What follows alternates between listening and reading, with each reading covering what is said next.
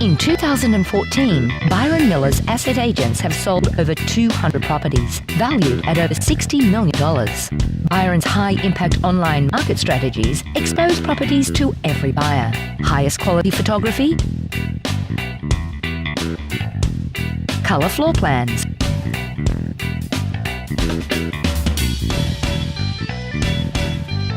online videos, incredible open homes, creates energy and interest around every property. More buyers often means selling faster and for more. Here's just a handful of examples. 17 Long Cove Place, sold in 6 days. 40 Sandhurst Crescent, sold in 10 days. 31 Forest Ridge Circuit, sold in 10 days. 3 Hillfoot Lane, sold in 12 days. 31 Foley Road, sold in 21 days. 2 Ironwood Court, sold in 11 days. 1 Main Creek Road, sold in 24 days. 18 Toolga Crescent, sold in 7 days. 108 Golf Links Road, sold in 20 days. 50 Rainforest Road, sold in 5 days. 125 Sawrays Road, sold in 24 days. 26 Beachway Parade, sold in 21 days. Apartment 10, 42 Boardwalk Boulevard, sold in 14 days. And we have many more. As you can see, the results are properties that move. If you want to get your property sold, experience the asset agent's difference. Visit whybyron.com or call Byron and Kath on 0435 493 661. What critical indicators should you be looking for in an agent? That's a great question. When somebody decides to sell their property, it can be quite daunting for them to make the decision on which agent's going to get their business. So let me cover off on 3 things that you can look for. Recently in Queensland, agents were secret shopped, and the results were quite surprising that a really high number of the agents that were secret shopped completely failed. And what I mean by secret shopped is anonymous people went to their open homes as buyers and pretended that they were interested in the property.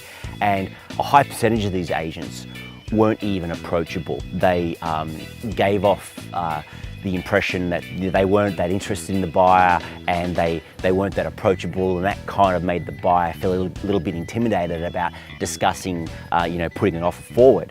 So that's quite alarming. So you need to engage the services of somebody that you personally like and that you're personally going to enjoy dealing with. And you can do that by secret shopping them, calling them up as a potential buyer, sending them an email as a potential buyer, and also attending one of their open homes. My family, we had a price in mind, but the advice you gave us really made my family proud of you.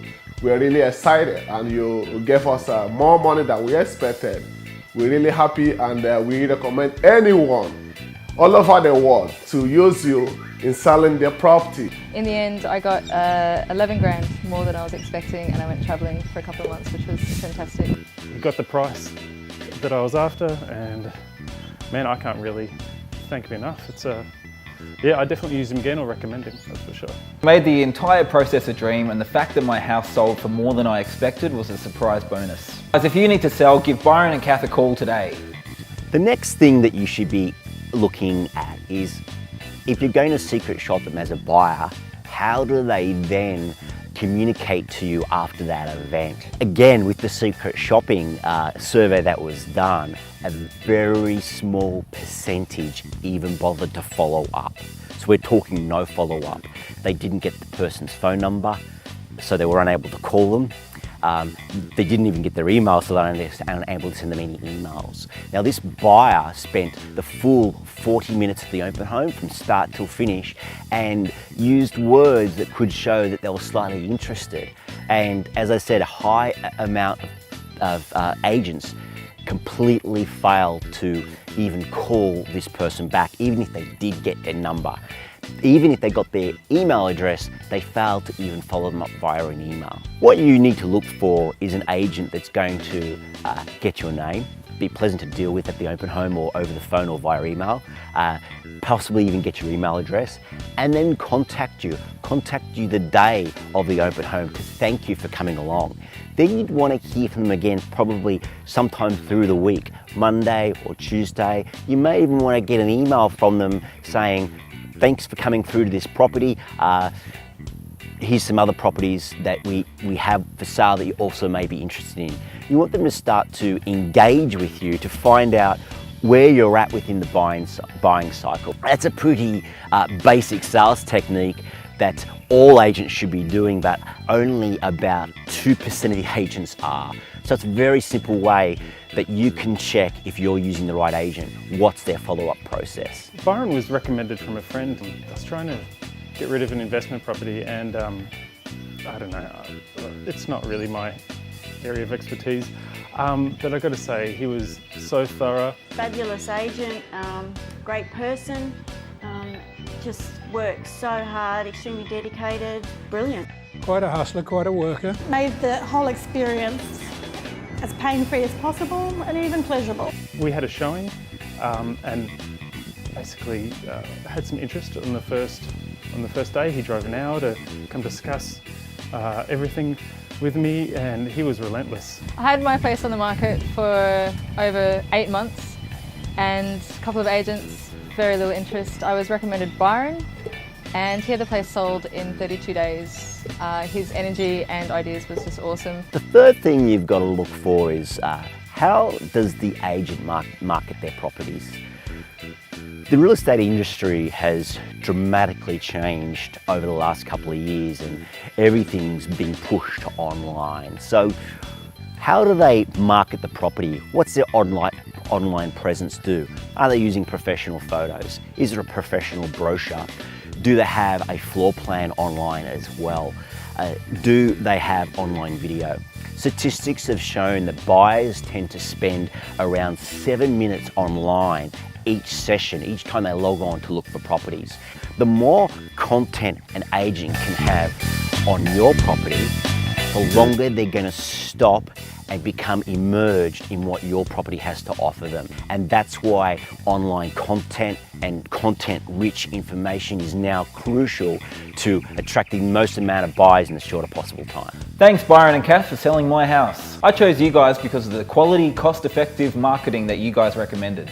There were outstanding photos, a high-quality brochure. Seemed to really get buyers fighting to own it. Hey, thanks Byron. I'm really excited. Thank you for how you sold my house. You know, you're really great. You're amazing. We're proud of you. Thank you, Byron. I'm happy. How does a full fee agent compare to a discount agent? Sure, let's talk about fees. Right now, sellers are spoilt for choice. There's agents out there charging 1.5% commission. There's agents out there charging a fixed commission of $7,000 or $6,000, etc. And then there's the agents that charge the full REIQ commission. So how do you know, how does somebody that's going to put their house onto the market know of those which they should choose? And absolutely, I understand the agent that's offering a capped fee could sound particularly attractive to you, but consider this: the agent is working for you free of charge until they produce a result, a sale price that you're happy with. So with the agents that are going to charge the higher price, you should challenge them on that and say, well, look, I'm prepared to pay your fees, but can you just please explain to me what additional services you're going to be doing? Why do you justify your extra fees when I can get a cheaper deal with the other guy who's going to do a capped rate? Now, that agent needs to be able to justify their extra fees. What you don't want to do is find yourself as a home seller over-negotiating your sales agent, because when you find the buyer, you want to engage the services of an experienced negotiator that has the ability and skills to negotiate the buyer up to their absolute very maximum price. And that potentially could be tens of thousands of dollars. Lots of agents out there are what we call messengers. So what I mean by that is a buyer will offer $450. So the agent will say, thanks very much for the offer, and they'll take the offer of $450 and they'll present it to the seller. Now, if that's how your agent's going to operate, why do you even need them? you may as well just put yourself together with the buyers and you guys can have a chat and try and work it out. One of the biggest things you need is an agent that has exceptionally good negotiation skills to squeeze every single last cent and will go to bat for you and work into the evening, long hours, early into the morning to negotiate the absolute highest price possible and the best possible terms as well. Be wary of an agent that's going to offer you a lesser commission, because remember, you haven't actually paid that commission yet because they haven't actually presented you with any opportunities to sell, and they may be the agent that's just going to put your property on the net and do a couple of open homes and cross their fingers. They may be the agent that won't do the buyer callbacks, won't have outstanding marketing, and won't have fantastic negotiation skills. What's a big common trap that costs property sellers thousands? Sure, let's talk about that. In the industry, we call it buying a listing.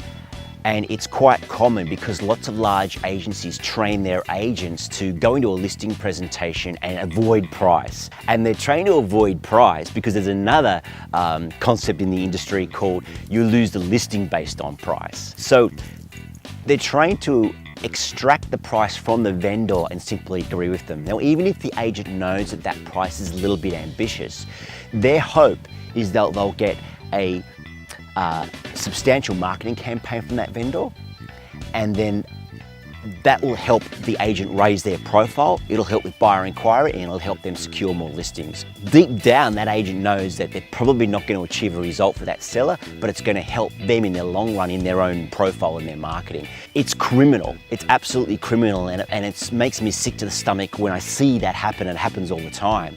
And I suppose it's just one of the reasons why the industry has such a bad name for ourselves. Recently, where I live, I saw a property come onto the market with a high-profile agency and a big photo signboard, and then the newspaper came out with massive big ads, and I knew the property was priced above the current marketplace. But they went through their 4-week auction campaign, and then they continued to market the property aggressively afterwards, and then at this sort of 8-week mark, the sign went down. And then about a week later, a new sign popped up with another big photo signboard with another high-profile agency. And then more ads went out, and it just really makes me cringe and sick to the stomach because those vendors have now spent close to $10,000 on marketing at a price they'll never achieve, and it's the most expensive way to have your property valued. So when you launch your property onto the marketplace, it's crucial that you have your pricing right, because what happens is right now there's a certain amount of buyers looking to buy right now. And when you launch onto the marketplace, the buyer inquiry wave kind of goes up like this. And at this point, you've got good buyer inquiry, and you're either going to sell and get the result you're after, or the inquiry is going to slip off. The inquiry is slipping off, it's because your price is wrong and the buyers can't see value in your property. When you launch your property on the marketplace, it's an opportunity you only get one chance at. It's an opportunity you'll never get back. And that's why you have to have your pricing right. You have to have the best marketing possible, and you have to have an incredibly fantastic online presence. Now, we've got a process that we follow that helps with that, and that's why we're so successful at selling properties twice as fast as the industry average. Do you really need a real estate agent to sell your property? Sure, let's talk about that.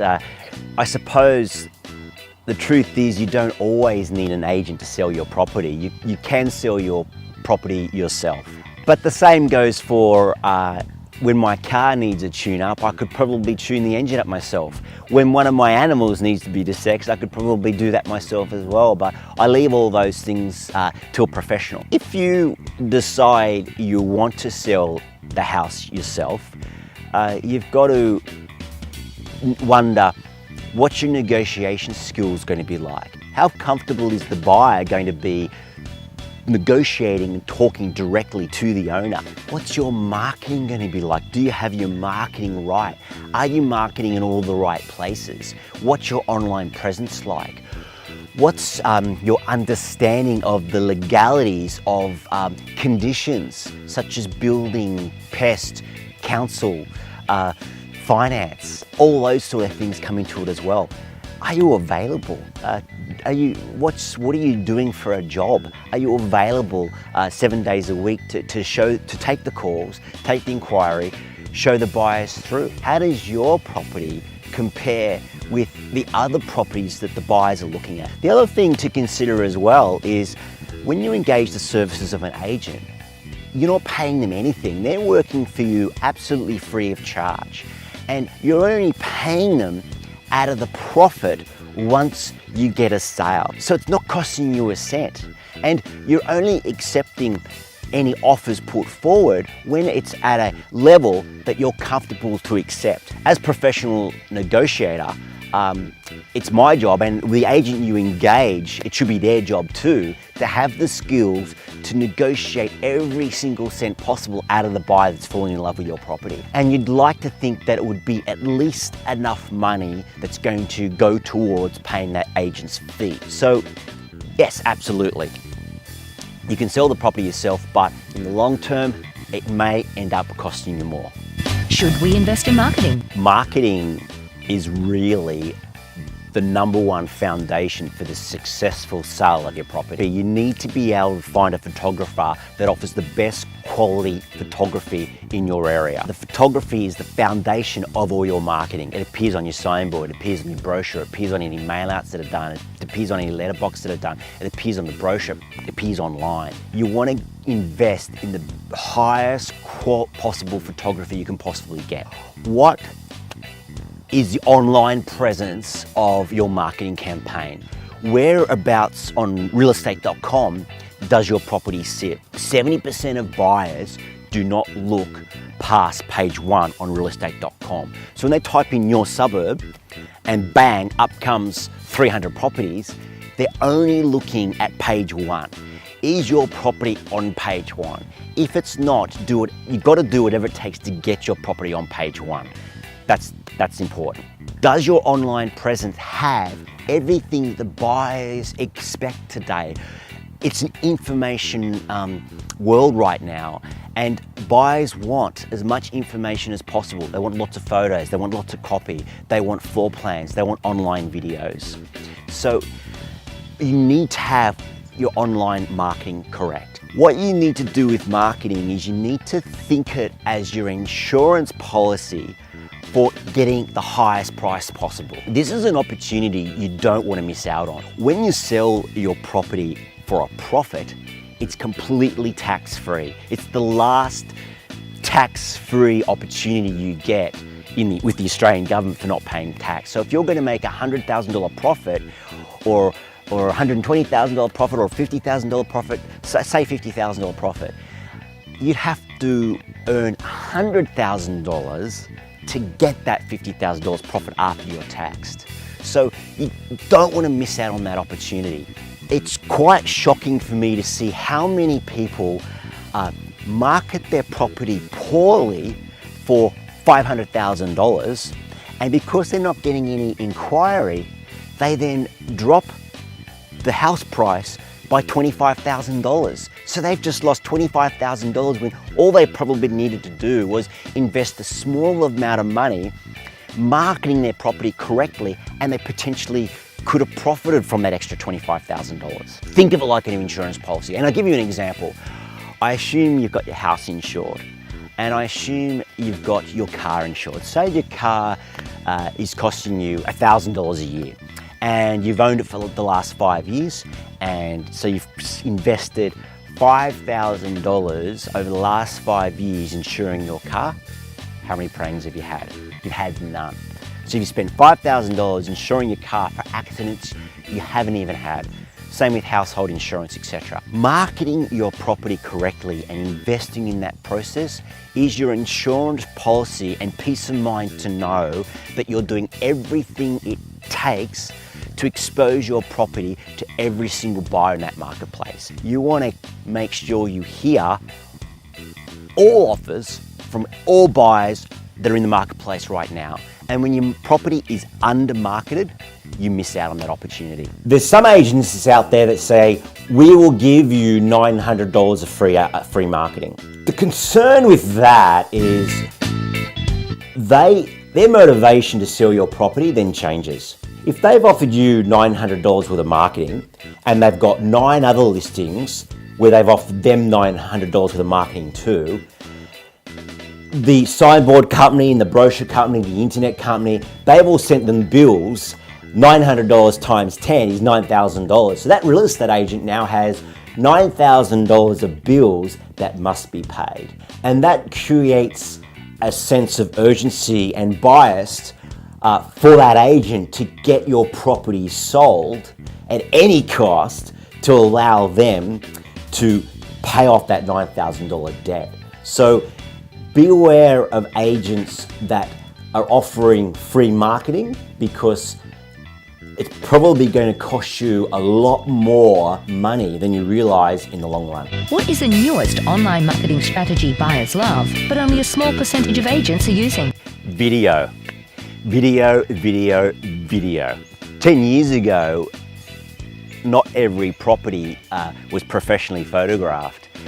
And that's dramatically changed over the last couple of years. You still will find the occasional agent that doesn't have their property professionally photographed, but it's a very small percentage. We're now leading the way with video. Very few agents do video on property, but really don't engage the services of a real estate agent unless they're doing video. I would expect in years to come, there's going to be a complete turn. When you go to realestate.com, all you'll get is video. It makes sense. If you think about it, we don't go home and switch on the TV and look through PowerPoint slides of the news. We sit there and watch presenters present what's going on to us, and they feed us the information. And with the National Broadband Network and 4G and all that amazing stuff, it's starting to happen now, but only a tiny percent of agents are embracing this. We're already noticing that we're getting a dramatic increase in inquiry for the properties that have video and for other properties that don't have video. I can't stress the importance of don't list with an agent if they're not going to do video for you. Video makes a massive difference with the time your property's on the market, the buyer inquiry, and the potential final price you're going to be able to negotiate with the buyers.